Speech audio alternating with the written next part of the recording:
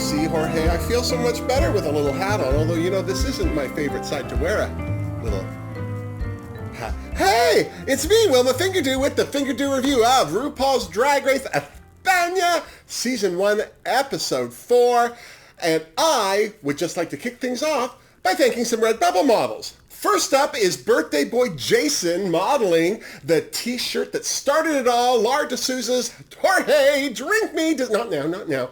Jason's boyfriend Bear Trash on Instagram sent me this pic. Thanks, Bear Trash, and happy birthday, Jason. I'm so serious. Next, we have the fabulous Warwick from Retro QTV here on YouTube showing us his Auntie Wilma mug by Lar D'Souza. Isn't Warwick handsome? Please check out his YouTube channel. I'll put a link for it up here. If you love the OG Charlie's Angels, Wonder Woman, Bionic Woman, well, TV shows in general from a certain era, then you're going to love his channel. I'm so serious. Next, we have my fabulous Patreoner, Leon Playmaker's cat, Bentley, showing off Leon's mugs. I know it sounds dirty. He has Seriously and Wilma Pride both by Lar D'Souza. Looking good, Bentley. Meow, kitty. Speaking of Wilma Pride, we also have David showing off his t-shirt and mug ensemble. Also, Chris Jones in his Wilma Pride tee. And finally, Lil Firefox in her long-sleeve Wilma Pride. Looking good, dolls. I especially want to thank all of you who've bought a Wilma Pride tee because for the month of June, all the proceeds from that design will be donated to Rainbow Railroad to help them assist our LGBTQIA plus family escape persecution in their home countries. To learn more about Rainbow Railroad or to buy Wilma Pride off my Redbubble page, there are links down below. Seriously. Okay, let's get started. Jorge, drink me! Ooh, look at this. Oh, is this one of the new glasses from Jenna? Thank you, Jenna doll. Look at how sexy. This is a sophisticated lady, which is basically any Diet Cola with any alcohol in it. Sophisticated. And delish. Okay, so we started this episode off with the queens reflecting on Inti's exit. For the most part, they were all shocked and confused. Poopy thought Inti should have just taken the judges' critiques and moved on. Davima agreed. She wasn't happy to be in the bottom twice so far and was probably going to be in the bottom again.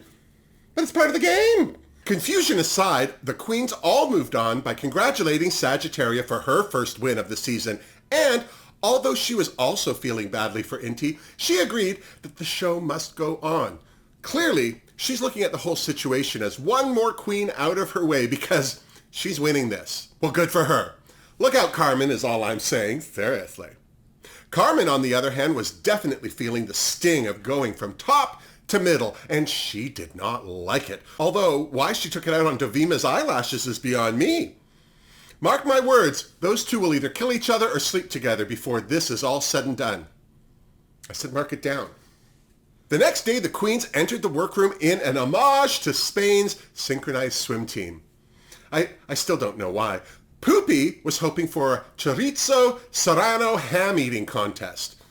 Carmen saw that as Poopy's desperate attempt to win, well, any challenge. Personally, I just think she wanted to get her hands on some pork. Thank God Supreme's arrival kiboshed the potential snipe fest that was brewing. Looking marvelous in mint, Supreme took a long and winding road to tell the queens that today's mini challenge was reading. And I'm not talking at the 5th grade level either, I'm so serious. Nope, the library was open because reading is, what? Fundamental. Exactly. Something else that is fundamental is that it takes 2 pit crew members to help with this challenge. Not that I'm complaining. Suck on that, Drag Race Down Under. Seriously. What, no spin? Now, I want to say, I bet we lost a lot in the translations, but for the most part, I was surprised the queens didn't do better. With all the reading that's been going on so far, they certainly have been practicing. Up first, Killer Queen. All I can say is, it's a good thing she's cute, because those reads were not bless. Ugathio did no better, which I'm surprised by because she's so creative. Well, visually at any rate. Davima was next, and although what I read wasn't very clear, the cast enjoyed it. Maybe they were desperate to laugh at anything by that point. Carmen came off as more mean than clever, but then I don't really think anyone was listening to her. Sagittaria went next. Did I mention she won last week? was because the queens before her did so poorly, but I thought Arantxa did, well, better. Thank God Poopy went last, because after all that, I needed a laugh. She clearly did well. I mean, well enough to win the challenge. That's too many challenge wins for Poopy. Too bad they don't count. Seriously. And then it was on to the Maxi Challenge, Snatch Game! I have to say, I was excited for this because I knew these queens would be impersonating people I didn't know. So it would all boil down to whether they were funny or not. I mean, as long as nothing got lost in the translation. I mean, why they'd stop now, I don't know. Right away, the queens got down to assembling their impersonations, and it was quickly revealed that Davima and Killer Queen had planned to do the Duchess of Alba. Poopy suggested a tiebreaker, but Davima would have none of it. The self-proclaimed Doberman of drag said she'd brought nothing else. She was going to do the Duchess of Alba, and the rest of them could just suck it. All I have to say is I hope Davima chose the Duchess because she's good at it, and not because she had the costume already. Seriously. To break the tension, Poopy declared that she was also going to do the Duchess of Alba, which inspired all the queens to say they were going to do her too. I've said this before and I'll say it again. Where is it written that the queens can't do the same character? Seriously. Let them put their money where their talent is. Knowing that that is an option may force some of these less clever queens to prepare more than one impersonation. Seriously. But there was no time for shoulda, woulda, couldas because it was on to the Snatch Game with special contestants, LGBTQIA+ artist and activist Samantha Hudson and DJ and singer Kiki Larate. As for today's stars, Carmen was playing Dakota from Big Brother Spain. Poopy was portraying 1970 Eurovision star Karina. Ugathio had painted herself up to look like the Mona Lisa, and all I have to say is, every time I looked at her, I lost it. I don't think I've laughed that hard just looking at someone since, well, my drag daughter Wilhelmina. Of course, Davima was the Duchess of Alba, the famous European socialite, because, well, she wouldn't let anyone else do her. Arantxa was media personality and gossip show fodder Belén Esteban. Killer was right-wing politico Isabel Diaz Ayuso, and Sagittaria was portraying religious personality and Carcenita. For the most part, this was hard to watch. Mostly because I didn't get it, but the characters that did do the best were, well, Carmen, Poopy, and Arantxa, with Sagittaria seeming to commit to the impersonation the most. Ugathio didn't do well at all, but then she herself admitted that she wasn't smart or funny. But at least it didn't look like it upset her much. And then it was Elimination Day in the workroom. Ugathio was clearly worried about how bad her Snatch Game was. Killer even asked if she had other characters she could have done. Well, that's never good. Not only did Ugathio say she considered psychic Sandro Ray, but even her little brother, who's her biggest fan, said Ugathio should have done Sandro Ray. So why the hell didn't she?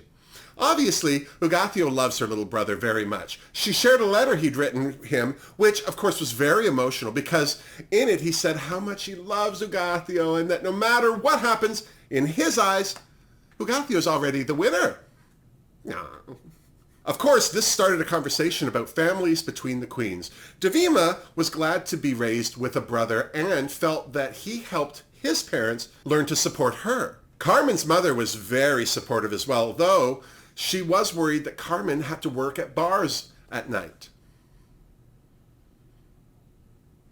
Well, I think she'd be used to that.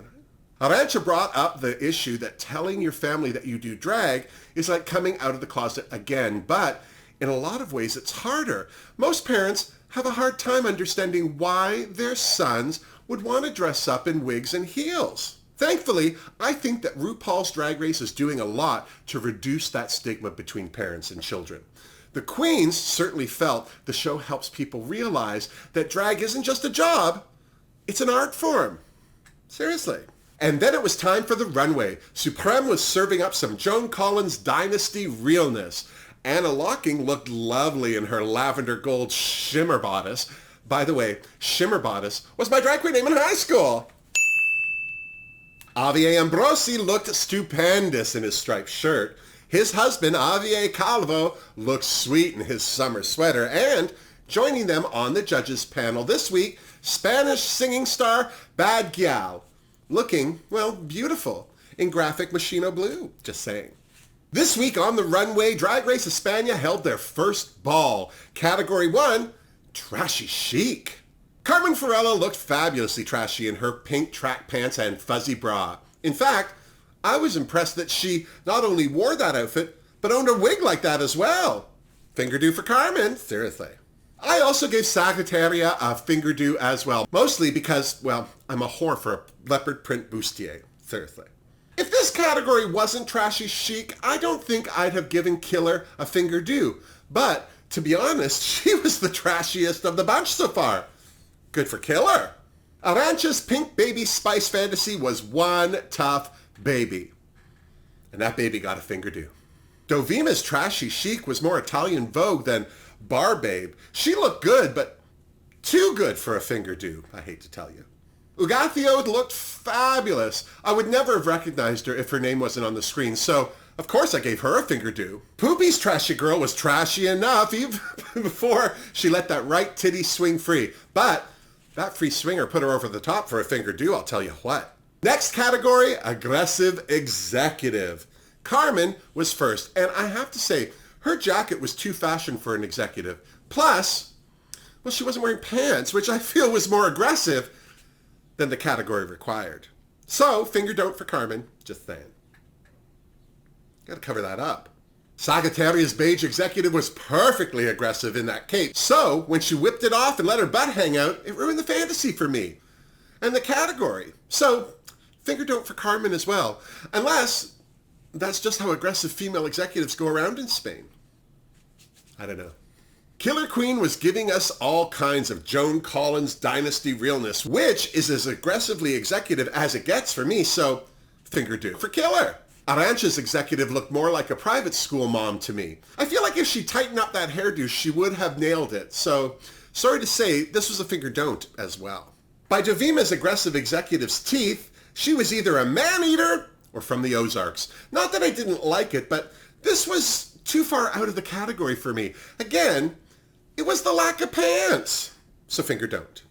I'm sorry that Ugathio didn't continue with the downplayed makeup because the only thing that ruined this runway for me was her face. The suit was stunning. The hair absolutely was right, but no executive would go around made up like that, I'm just saying. Still, I gave her a fingerdoo. Seriously, that suit was gorge. I loved Poopy's look. I just wish that the jacket had been about a foot longer. I'm sure Spanish female executives don't go around without skirts or pants or something. I mean, really, how hot does it get in Spain? Fingerdoo for Poopy. The final category was Marbella Jet Set. And for those of you who don't know, Marbella is a world-famous luxury resort destination in the Costa del Sol in Spain. Carmen was first, and this was obviously her category. Tall, blonde, and tanned, she looked perfect in pink. So I gave her first fingerdoo of the evening. Seriously. Sagittaria looked fantastic, although I'm not sure if her looks screamed Marbella. She could easily have been in New York or Paris in that outfit, but still, I gave her a fingerdoo. Killer killed me. She totally looked like someone with too much money who'd been drinking in the sun too long. Well, if that's not Marbella, I don't know what is. So fingerdoo for Killer. Seriously. I want to give Arancha kudos because it looks like she makes all her own costumes, but what that white fabric had to do with a tropical resort is beyond me. Maybe if she'd been staying in the Ice Hotel in Sweden, I'd have given her a fingerdoo, but she wasn't, so I didn't. I liked Dovima's look, but that wig was holding her back. She said she was channeling the 80s and 90s, and that dress reflected that, but in the best possible way. Fingerdoo for Dovima, but still, that wig has got to go. It was 1970s at best.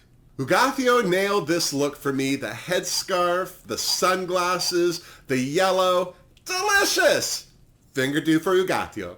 I'm so glad Poopy ditched that cover-up right away because that caftan and blonde wig was everything. They kept referring to Rapella, a lady who tells the future. All I can say is this look guaranteed a fingerdoo in Poopy's future. Seriously. And then it was time for the judges' critiques. Everybody loved Carmen's runway, but Ambrosi felt she could have taken her Snatch Game character, Dakota, a little further. Me too. Sagittaria was another winner on the runway as far as the judges were concerned, but her Snatch Game blew them away. She was funny and always had a good comeback for every question that was asked of her. Here's to Sagittaria, seriously. Killer was another fave of the judges, especially Calvo, who recognized that she was doing the same character at different stages of her life with each category. Hell, I didn't notice that. The judges were also impressed with Killer's ability to make such a hateful anti-gay politician funny during the Snatch Game. Here's to Killer! Seriously. The judges seemed to like Arantxa's runways, but she didn't bowl them over. As for the Snatch Game, the judges all agreed that her Belen in Snatch Game could have been pushed more. Okay. Davima impressed the judges by adding a character to each of her runways, which I just took as them justifying why she would wear that wig.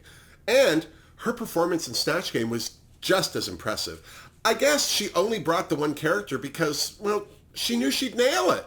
Here's to Davima for sticking to her guns anyway. Ugathio was next, and the judges were impressed with her attention to detail in all her runway looks, but although they loved her look for Snatch Game, she didn't deliver on the comedy. But then we knew that.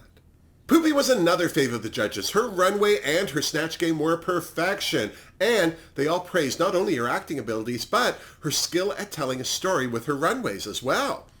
Here's to Poopy! All in all, I thought that Supreme had it right when she said Drag Race España had the best contestants in the world. I agree. Here's to the queens. We're going to need some more of this Jorge. With that all said, it was announced that Davima was the only queen who was safe. So she frigged off backstage, but she wasn't there for long as the top and bottom queens weren't far behind. They all agreed that it was probably going to be Ugathio and Arantxa lip-syncing, while Poopy, Sagittaria, and Killer were at the top. Back on the runway, it was announced that Killer was this week's winner. Here's to Killer! I'm serious! Here's to everyone. Here's to you, Jorge. I like those pants. Unfortunately, but as predicted, it was Ugathio and Arantxa who were lip-syncing for their lives. And they did it to Bad Gyal's song, Pussy. I just hate saying that word. I'm so serious. It was fun to see Ugathio lip-sync, and she did a great job. I'd have thought that Arantxa would easily out-lip-sync her, but it wasn't the case at all. Not that Arantxa did a bad job, it just wasn't as much fun as Ugathio. So, it was no surprise to me that it was Arantxa Castilla-La Mancha who sashayed away. I'm truly sorry to see her go because she was a sweetheart, but now that we know her, we can stalk her on the socials. Seriously. So, what do you think? Did the right queen go home? I feel that this was about as far as Arantxa could go with such strong, diverse queens in the cast. What about you? Did you agree with Killer being this week's winner? Was Poopy robbed? What about Carmen? Is she slowly sliding down into the bottom? If she doesn't turn it around, she could be in the bottom next week. Regardless, all we can do is tune into Drag Race España next week to see how it all plays out. And then, when you're done, you come on back and see me so you and I can compare notes. Now, please help me out and give this video a thumbs up if you liked it. And if you're still not subscribed to my channel, why not do that now? Until next week, miss me! Mwah! Seriously, Jorge. It is a humid son of a gun here today. I'm so happy that Killer finally won a chip. Not that she was being robbed by not winning, but I think that it was a good time for her to win one. Poopy thought it was going to be her. Now she'll probably be even meaner to Killer. Poopy's going to have a win. She's going to have a win. She's due a win. It's coming, but this wasn't her week. I'm not surprised that Carmen is starting to slide. Most of the queens that do well at the front end of the competition get confident, and I think she entered this competition a little more confident than she really should have been. She needed a smack down. Just smack her down. She'll come back. And if she doesn't, well, there it is.